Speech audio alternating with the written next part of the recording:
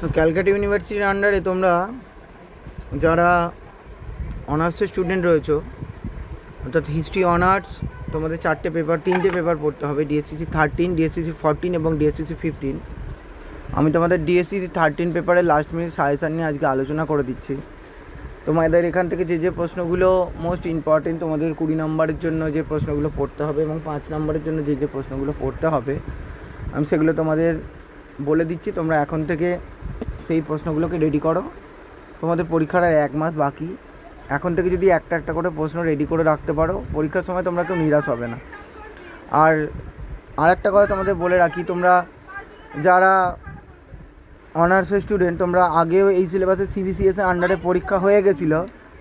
তো সিবিসিএস আন্ডারে পরীক্ষা হয়ে গিয়েছিলো, তোমরা হয়তো বিগত বছরের কোশ্চেন প্রেডিক্ট করে তোমরা সেই মতো কোশ্চেন পড়ার চেষ্টা করছো বা পড়ছো, কিন্তু ক্যালকাটা ইউনিভার্সিটি হিস্ট্রি অনার্সের ক্ষেত্রে এই ঘটনাটা ঘটে না।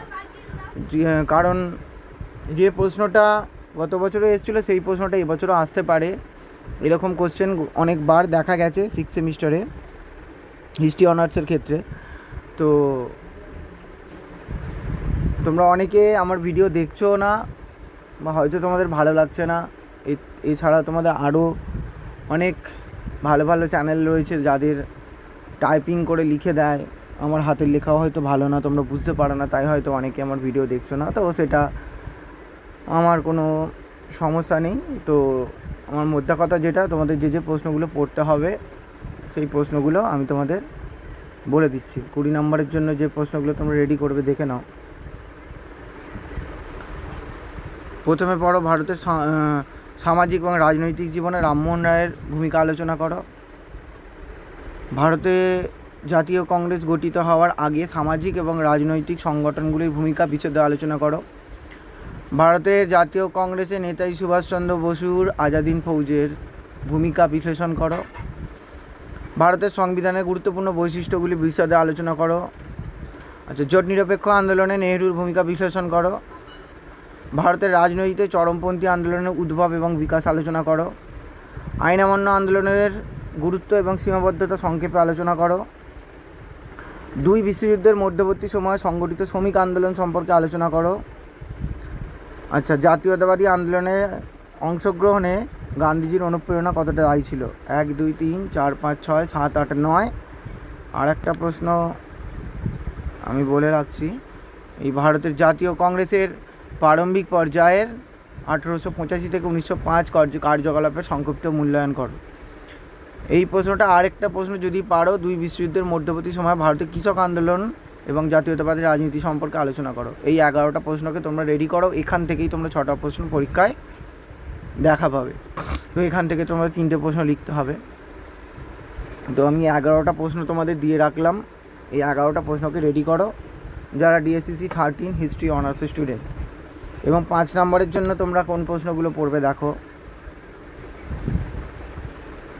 5 নম্বরের জন্য তোমরা রেডি করো, অহিংসা সত্যাগ্রহ সম্পর্কে গান্ধীজির ধারণা সংক্ষেপে ব্যাখ্যা করো। রাওলাট সত্যাগ্রহ সম্পর্কে একটি টিকা লেখো। তেলেঙ্গানা আন্দোলনের তাৎপর্য লেখো। শিক্ষাক্ষেত্রে দয়ানন্দ সরস্বতীর অবদান বা আর্য সমাজের অবদান। ভারতের জাতীয়তাবাদী আন্দোলনে গদর পার্টির ভূমিকা।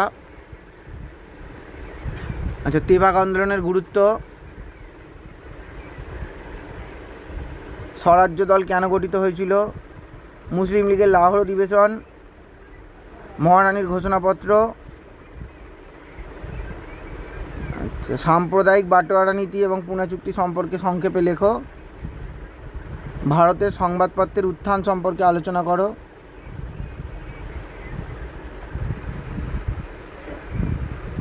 আর মুসলিম লীগের লক্ষ্য আর ওয়াবি আন্দোলনের প্রকৃতি। হোম রুল আন্দোলন সম্পর্কে একটি টিকা আর ওয়াবি আন্দোলনের প্রকৃতি। এই প্রশ্নগুলো তোমরা যারা হিস্ট্রি অনার্সের স্টুডেন্ট, ডিএসসিসি 13 পেপার রয়েছে, এই প্রশ্নগুলোকে তোমরা এখন থেকে রেডি করো খুব ভালোভাবে। পরীক্ষা এখান থেকে 100% কোশ্চেন তোমরা কমন পাবে। তো তোমাদের যদি ভিডিওটা ভালো লাগে, চ্যানেলটিকে আমার সাবস্ক্রাইব করো, বন্ধুদের সঙ্গে শেয়ার করো, আর ভিডিওতে একটি লাইক দিও। কমেন্টের কথা বলবো না, তোমরা কেউ কমেন্ট করো না, সেই কৃতজ্ঞতা তোমাদের কারণ নেই, আর আমার তোমাদের থেকে সেই আশাটাও নেই, বাদ দাও। তো তোমরা সুস্থ থেকো, ভালো থেকো, পরীক্ষার জন্য প্রিপারেশন নাও।